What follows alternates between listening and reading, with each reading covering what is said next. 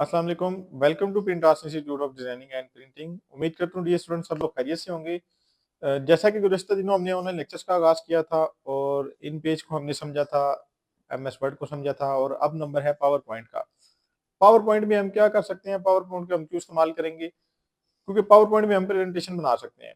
जैसे हमने किसी चीज़ की प्रेजेंटेशन करनी हो, जैसे आप कह लें कि कोई मोबाइल है, हमने उसकी प्रेजेंटेशन करनी है, तो हम क्या करेंगे, हम इसमें तस्वीर लगाएँगे, इसकी स्पेसिफिकेशन लिखेंगे और फर्दर उसके ऊपर डिज़ाइन बनाएँगे। कुछ फीचर इसके अंदर मौजूद हैं जो आपको बने-बनाए डिज़ाइन जैसे कि स्लाइड्स का लेआउट वगैरह, वो इसके अंदर से आपको बआसानी मिल जाते हैं। यानी कि इसमें प्रेजेंटेशन बनाना बहुत आसान है। तो चलते हैं बोर्ड की तरफ और इसकी कमांड को भी समझते हैं, जैसे हमने इन पेज और एमएस वर्ड की कमांड को समझा था। तो ये बेसिकली इसमें आप यूँ समझ लें कि इसके और भी बहुत सारे काम है प्रेजेंटेशन के अलावा भी। आप इसमें वीडियो भी बना सकते हैं। एक तो ये कि आप स्लाइड व्यू पीडीएफ में कन्वर्ट करके बना सकते हैं और एक ये है कि आप इसमें एमपी4 वीडियो भी आप इसमें जनरेट कर सकते हैं। तो चलते हैं बोर्ड की तरफ और स्टेप बाय स्टेप एक-एक कमांड को समझते हैं।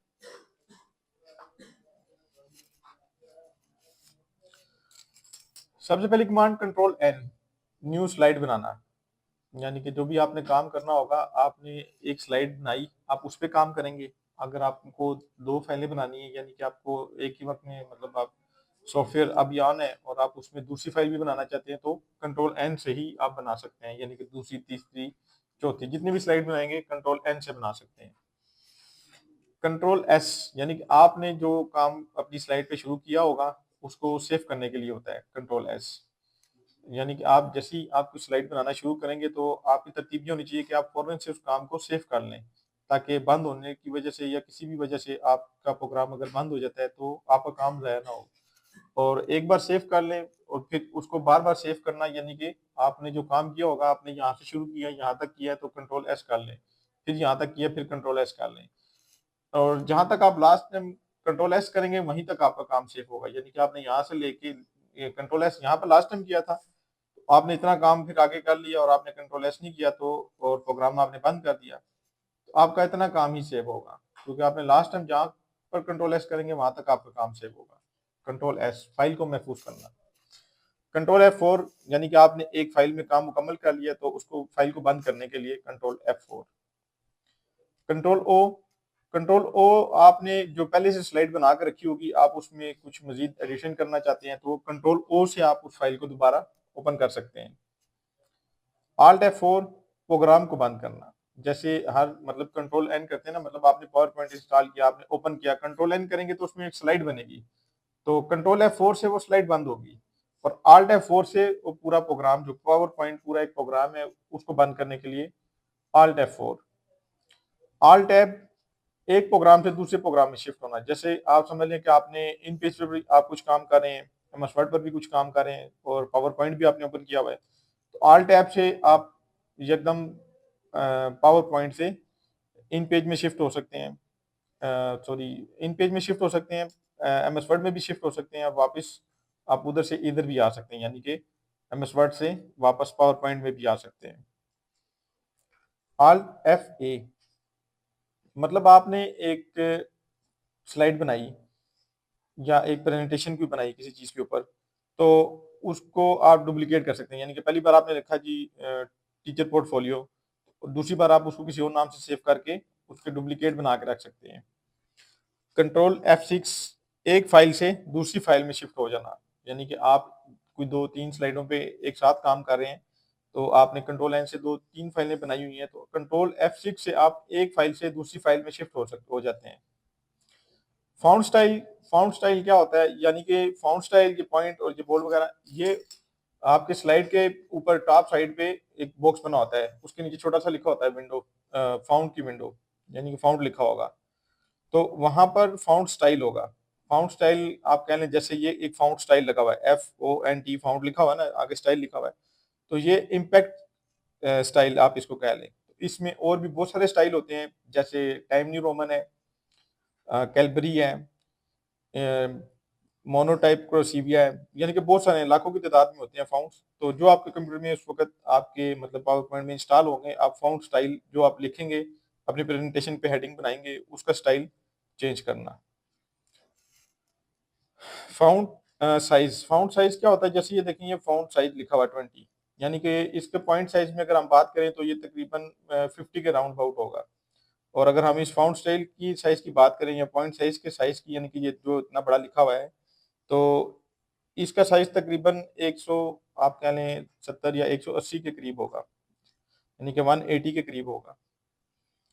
बोल्ड करना यानी कि टेक्स्ट को मज़ीद मोटा करना, यानी कि ये भी फ़ॉन्ट की विंडो में बटन बना होगा, BIUS, यानी कि बी से बोल्ड यानी कि टेक्स्ट को मज़ीद मोटा करना, आई से मज़ीद इटैलिक करना, यानी कि इनके बटन बने होंगे। आप बटन पे क्लिक करेंगे तो आपका टेक्स्ट मज़ीद यानी कि इटैलिक हो जाएगा, टेढ़ा हो जाएगा। अंडरलाइन पे क्लिक करेंगे तो टेक्स्ट के नीचे आपके लाइन आ जाएगी। और शैडो क्लिक करेंगे तो शैडो का मतलब ये है कि उसके पीछे, टेक्स्ट के पीछे जो है ना, आपका एक अक्स बना हुआ आ जाएगा। और ये तीनों कमांड अलाइनमेंट की हैं, लेफ्ट, राइट, सेंटर, ये भी 3 बटन बने होते हैं ऊपर हेडर में। तो हेडर में आप अपना मतलब आपने स्लाइड में कुछ टेक्स्ट लिखा, आप उसकी अलाइनमेंट करना चाहते हैं, यानी कि आप उसको सेंटर में लिखना चाहते हैं, तो आप जो सेंटर वाला बटन होगा उस पे क्लिक करेंगे। अगर लेफ्ट साइड पे रखना है तो लेफ्ट वाला बटन क्लिक करेंगे, और अगर राइट पे करना है तो उसका राइट वाले बटन पे क्लिक करेंगे। बुलेट्स एंड नंबर, बुलेट्स क्या होते हैं? बुलेट्स जैसे आप, ये भी हेडर में आपके पास ऑप्शन बने होंगे, बुलेट्स एंड नंबर के 2 ऑप्शन होंगे। तो बुलेट्स के अंदर जो है ना, आप इस तरह से कुछ सिंबल बने होते हैं, जैसे सर्कल बना होता है, सॉलिड सर्कल बना होता है, इस तरह से रेक्टेंगुलर डॉटेड बने होते हैं। तो क्रॉस का निशान हो सकता है, गुड का निशान भी हो सकता है। तो ये सारे सिंबल बुलेट से मिलते हैं, आप जो हेडिंग के शुरू में लगाए जाते हैं। जैसे यहाँ पर आप देखें, अब नंबर की बात करते हैं तो नंबर, जैसे यहाँ पे इस पॉइंट से पहले नंबर लगा हुआ है 19, 20, 21, तो इस तरह से नंबर यूज करना हो, आपने स्लाइड में कुछ पॉइंट लिखे हैं तो आप उनको नंबर देना चाहते हैं, तो ये भी हेडर में नंबर के ऑप्शन से जाके आप यूज कर सकते हैं।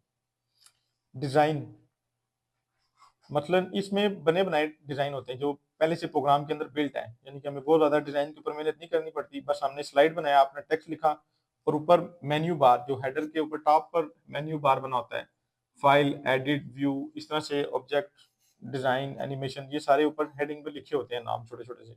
आप उसमें डिजाइन के नाम पर क्लिक करेंगे, वहां पर इसकी फर्दर विंडो आ जाएगी जहां पर बहुत सारे डिजाइन होंगे, आप जो भी डिजाइन अपनी स्लाइड पे लगाना चाहते हैं उस पर क्लिक कर दें। न्यू स्लाइड, यानी कि न्यू स्लाइड, आपने एक स्लाइड बना ली, आपने उसके ऊपर मेन आपने कंपनी का नाम लिख दिया, या जो भी आप बनाना चाह रहे हैं आपने वो हेडिंग बनाई, और अब आप दूसरी, तीसरी, चौथी स्लाइड बनाना चाहते हैं तो उसका हेडर में बटन बना होता है न्यू स्लाइड का, तो आप वहां से उस पर क्लिक करेंगे तो आपको नई स्लाइड मिल जाएगी।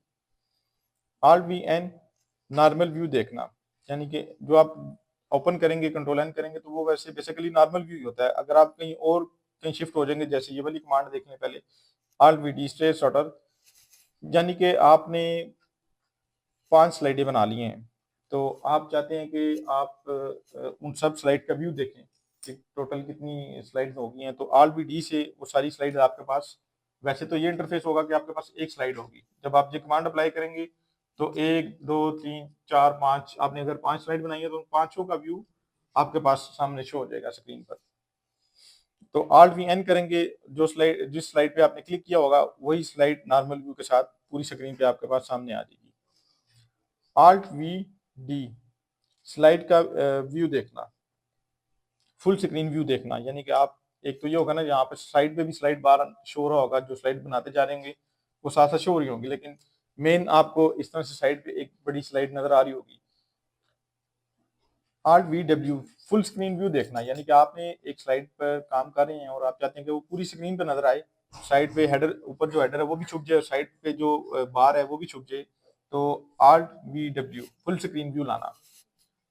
Alt V C G, grey scale में कन्वर्ट करना, जैसे ये कलरफुल एक चार्ट नजर आ रहा होगा जहाँ पे कमांड लिखी हुई है, अगर आपने ये पावर पॉइंट में लेट्स सपोज बनाई है तो Alt V C G करेंगे तो ये ग्रे स्केल में कन्वर्ट हो जाएंगी, यानी कि जो कलर है वो ब्लैक एंड व्हाइट में शिफ्ट हो जाएगा। और Alt V C करेंगे, CC करेंगे तो वापस कलर फॉर्म में तब्दील हो जाएगी। Alt V R, ruler, ruler जो ना बिल्कुल एंड स्लाइड के ऊपर बना होता है, जहां से लेके वहां तक आपकी स्लाइड जितनी होगी उतना वो ऊपर रूलर बना हुआ आएगा। रूलर का ये फायदा होता है कि हम अपने पेज के ऊपर, जो स्लाइड के ऊपर जो मार्जिन होता है वो हम आसानी से यानी कि देख सकते हैं उसको। Alt V Z, जूम को एडजस्ट करना, अपनी स्क्रीन के हिसाब से आप ज़ूम इसमें 10 से लेके 400% तक ज़ूम को एडजस्ट कर सकते हैं। मतलब ज़रूरी नहीं कि आप 400% ज़ूम करके इस पे काम करें। जहाँ पर आपकी स्क्रीन पर स्लाइड एडजस्ट हो जाए, आप उतना ज़ूम सेट कर सकते हैं। Alt V G से। Alt I N shortcut command है न्यू स्लाइड बनाने की। Alt I U अगर आप स्लाइड पर टाइम और डेट सेट करना चाहते हैं, मतलब आप चाहते हैं कि इसके ऊपर डेट भी मेंशन हो जाए जो आप जिस वक्त काम कर रहे हैं और टाइम भी आ जाए, तो Alt I U से हम इसको लगा सकते हैं। Alt I P F picture box लगाना। पिक्चर बॉक्स मतलब सॉरी पिक्चर इंपोर्ट करना। यानी कि आपने कोई अपनी प्रेजेंटेशन बनाई है, जैसे कि मैंने बताया कि आप मोबाइल की प्रेजेंटेशन की बात कर लें, आपने मोबाइल के मतलब कंटेंट तो लिख दिया, अब आप मोबाइल की तस्वीर भी लगाना चाहते हैं, तो Alt I P F से हम पिक्चर को जो हमारे कंप्यूटर में सेव होगी हम उसको डाउनलोड इसमें इंपोर्ट कर सकते हैं।